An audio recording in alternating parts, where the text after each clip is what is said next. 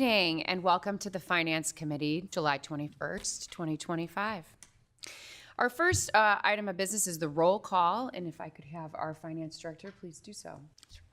Honorable Mayor Tack. Here. Chairman Weber. Here. Alderman Novit. Here. Alderman Clemmons. Oh, I'm sorry. Alderman Notes. Here. Alderman Powers. Here. Alderman Bothfeld. Here. Alderman Lambert. Here. Alderman Walther. Here. Excellent. So tonight we'll first consider the minutes from the Finance Committee meeting held on April 21st. Do any of our council members or mayor have any comments? Great. I will look for a motion to approve. Second. All in favor? Aye. Aye. Any opposed? Okay. The next item of business is our annual report of the Cemetery Commission. This evening we have John Anderson, the Cemetery Commission Chair. The Section 11 of the Lake Forest Cemetery Commission investment policy states, the commission chairperson shall periodically, at least once a calendar year, report to the City of Lake Forest Finance Committee. The report shall include cemetery portfolio performance and conformity of the portfolio and portfolio activities to policy guidelines. So in accordance with this policy, we have Commission Chair John Anderson, and he'll provide a brief report and a little slideshow here on the status of the fund and investment portfolios as of April 30th, 2025. And attached for the committee's review is the policy and report by William Blair on the investment portfolio. John, I'll let you. Good evening. Hey, thanks for coming. Thanks, Chair Weber and members of the City Finance Committee. Thank you for this opportunity to present our annual report on behalf of the Lake Forest Cemetery Commission. You've already said it, but my report includes an updated recap of the cemetery's investment portfolio performance, how our investments and our financial activities conform with our investment policy guidelines that you actually have a copy of inside your report from Blair, as well as a few other items that impact our current and our projected results, which the Finance Committee has asked us questions about in the past. So we'll do this fairly quickly. As I've done in prior years, I want to start with our Commission's mission statement. Our Commission work is grounded in and directed by the principles in this mission statement, which covers our Commissioner's core responsibilities, including the stewardship of the cemetery and its resources. That means our financial assets, as well as the cemetery property and the natural resources. And it's not just both for today, it's also clearly for the future generations of residents in the city. And those are listed up there. For our financial and investment management responsibilities, as I've mentioned, we have very clear guardrails and objectives which have been included in our comprehensive investment policy. Every year our commission reviews this policy, and we then direct our investment advisor, currently William Blair, to follow and conform with the provisions of that policy. And we ask our investment advisor to provide a full review of our investment performance to our commission at each of our quarterly meetings throughout the fiscal year. Our invested assets are mainly intended to fund the cemetery's future operating expenses once all the plots and all the niches have been sold. And I'll present a quick projection recap of the availability of our cemetery a little later. And also to fund certain capital improvements periodically if needed. These funds are not meant to actually serve as a safety net, per se, for current operating expenses. That generally will come, it's well covered by our revenues, our operating revenues, so there's really not a short-term need for these investment assets. Our investment policy was updated 4 years ago, and under that investment policy, our commission is required to carry out a reassessment at least every 5 years of the performance and the relationship we have with our investment advisor. So that would happen at the end of this current fiscal year. So let's get to the results. This next slide presents a graphic recap of the total value of the cemetery's combined funds, including our cash accounts. As already indicated, these invested funds are currently managed by Blair, except for those cash amounts, reserves, which are held in city bank accounts.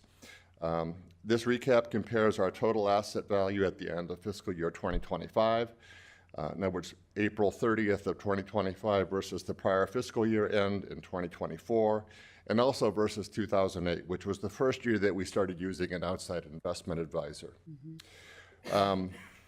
As of April 30th, 2025, our total fund value is roughly $14.1 million. And as noted in the yellow in the bottom of that slide, that's a 7.8% increase in total value over the prior year.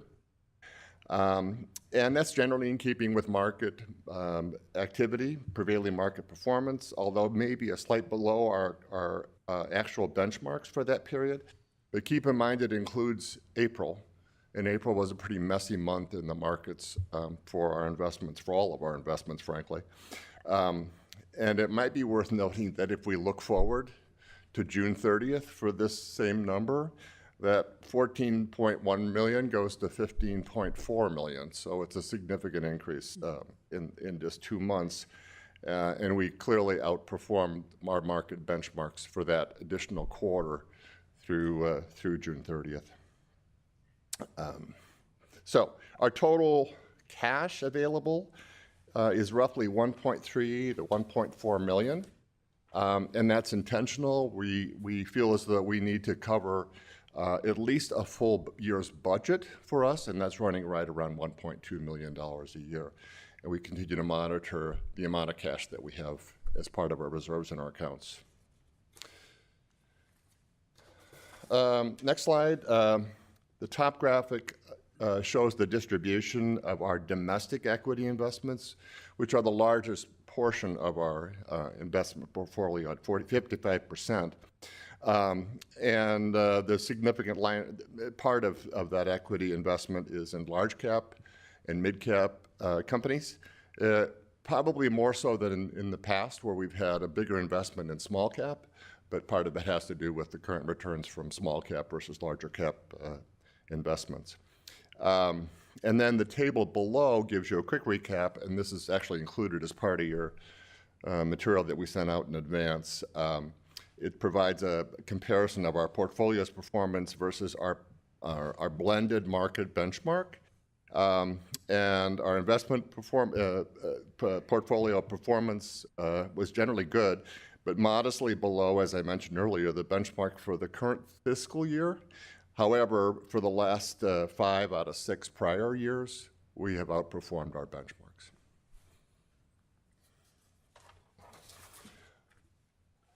The next table at the top presents our investment asset distribution as of April 30th, 2025 versus the prior year and the prior year. And that compares the distribution to our allowable asset allocation and the range and the mid-range targets per our investment policy. Our investment portfolio is a balanced and fairly conservative, safe investment portfolio. And I think it's important for us to reiterate that we actually have a very long-term horizon in our emphasis for the investment strategy. We're not using these funds currently, obviously. So if you look at this, our cash plus fixed income investments as of April 30th are at 29%, directly in line with our mid-range target for cash and fixed income at 30%. Our total domestic equity investments are 55%, I mentioned this earlier, and that's modestly above our mid-range target for domestic investments at 50%. Whereas international equity investments were at 16% of our portfolio, and that's slightly below our mid-range target of 20%. But some of that has to do with the recent history in the international and in non-US markets. But I think we're putting a renewed emphasis on international investments now. Just one minor note about the bottom note of that slide. So I've mentioned that most of our capital expenditures are generally funded from our cemetery operating revenues. We've only had to dip into the reserves in our investment portfolio on a very limited basis. And we did receive from the city a loan of $905,000 in 2023 to carry out the actual repair and renovation of the Memorial Gardens, which was completed in 2024. The outstanding balance of that loan is now $724,000, and it'll be repaid within the next 8 years from our operating revenues.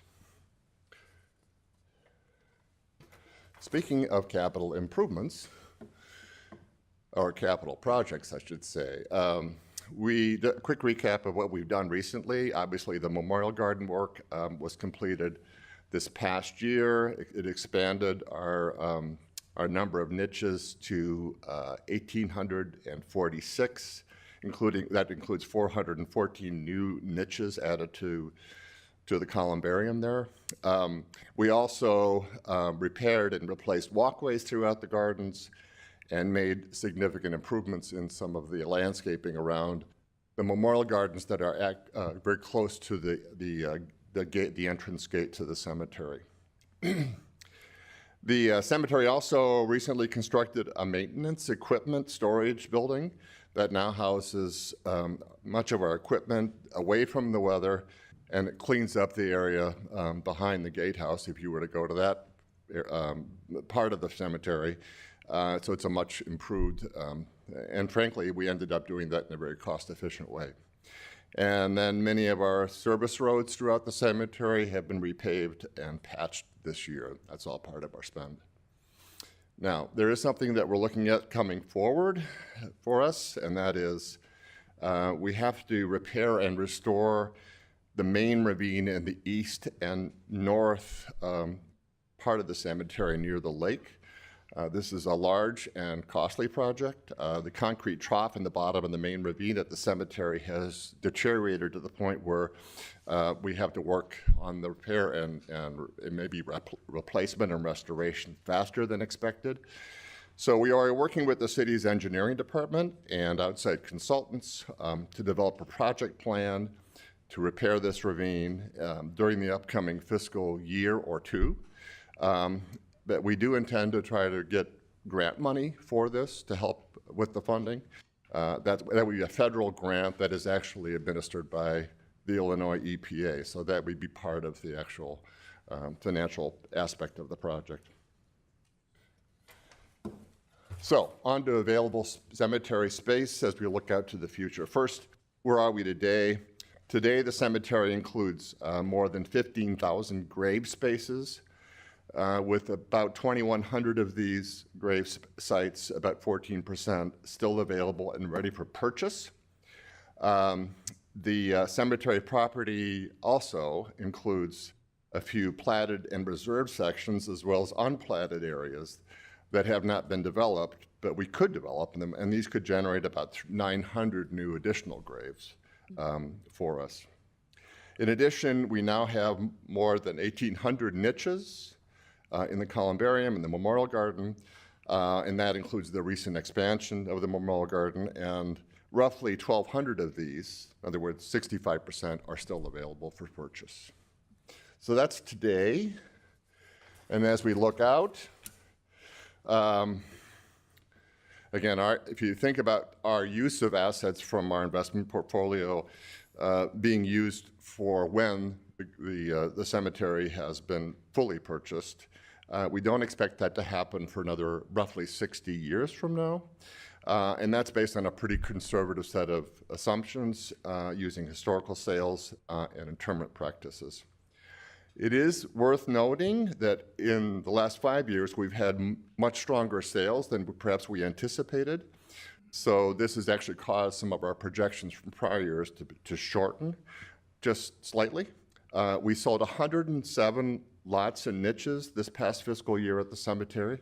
That's 62 graves and 45 niches.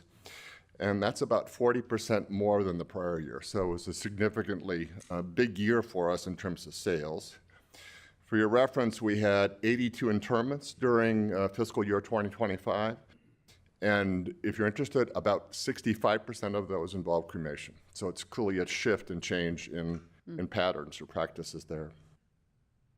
And given the increased interest in cremations, we should point out that there's a significant part of the cemetery that's undeveloped property that we could actually build an additional memorial garden, columbarium. And the total number of niches in that one particular area that's available would actually exceed the current memorial garden niches.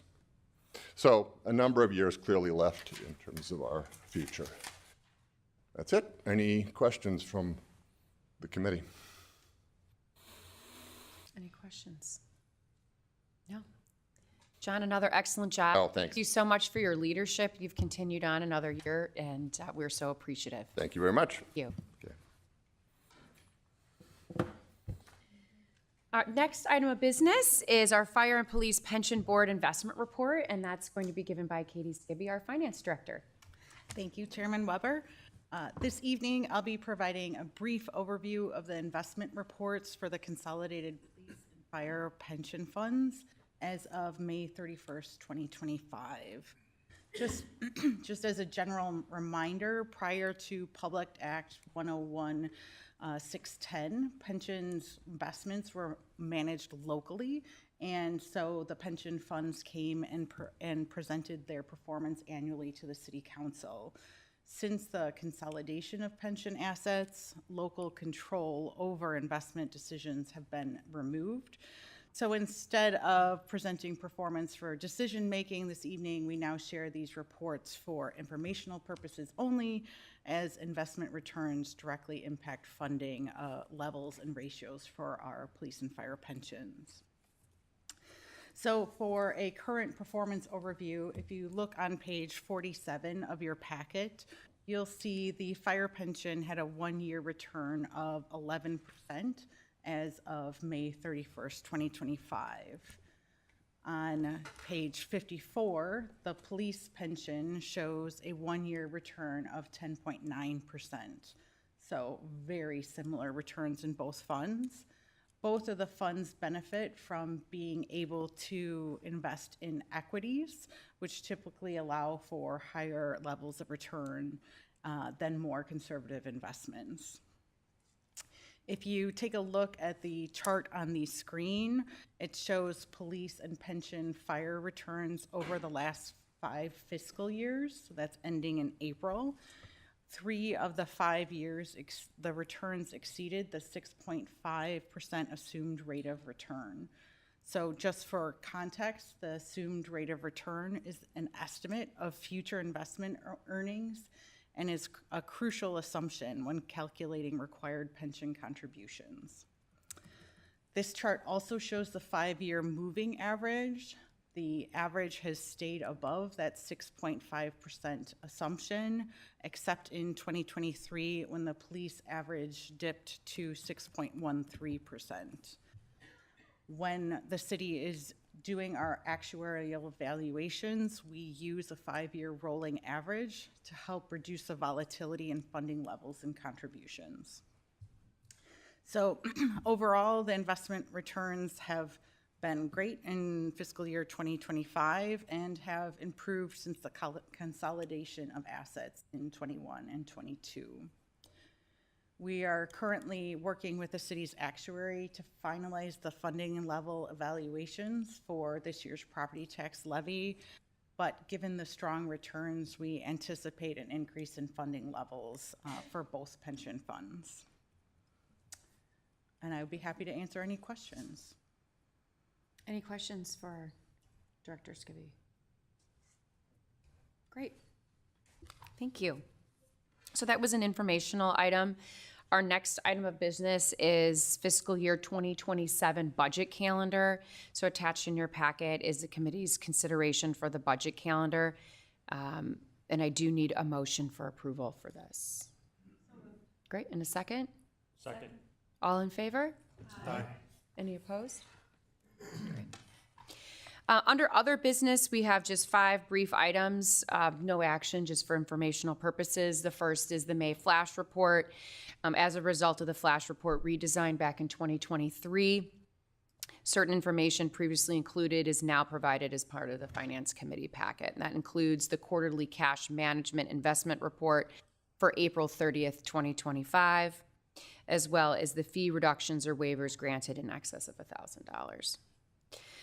Second item is on our agenda tonight is included a final approval of fiscal year 2026 appropriations ordinance and rollovers. We'll have a public hearing, and if you have any more information is included in the packet as well. Item 3 is the pension subcommittee meeting. We have this meeting scheduled for August 18th. We'll receive a presentation on the draft actuarial results for fire and police pensions as of April 30th, 2025. And there will be members of the Lake Forest Fire Pension Board as well as the Lake Forest Police Pension Board to participate at this meeting. We'll have then a detailed presentation of the actuarial results at our October Finance Committee meeting. Fourth item is the state fiscal year 26 budget. The state's fiscal year runs July 1 to June 30th. And on June 1st, the General Assembly passed 3 pieces of legislation adopting fiscal year 2026 budget. Included is the Illinois Municipal League June 1st State House briefing, which provides an overview of the budget legislation and provides a link to more information on the IML website. Additionally, the state's fiscal year 25 budget eliminated the 1% statewide grocery tax effective January 1, 2026. And we as a city, adopted the implementation of the 1% grocery tax back on May 5th. So this will also become effective January 1st, 2026. And lastly, we have the shared revenue projections, February 2025 update from the IML, which provides local government updates and analysis regarding state shared revenues. At this time, I will open it up for opportunity for public comment. Does anyone have any public comment for the Finance Committee? And we ask you to silence your phones during the next meeting. Seeing no public comment at this time, I will go ahead and ask for a motion to adjourn. So moved. Second. All in favor? Aye. Any opposed? Great. That concludes our meeting. We'll take a 5-minute break. Thank you, Mayor.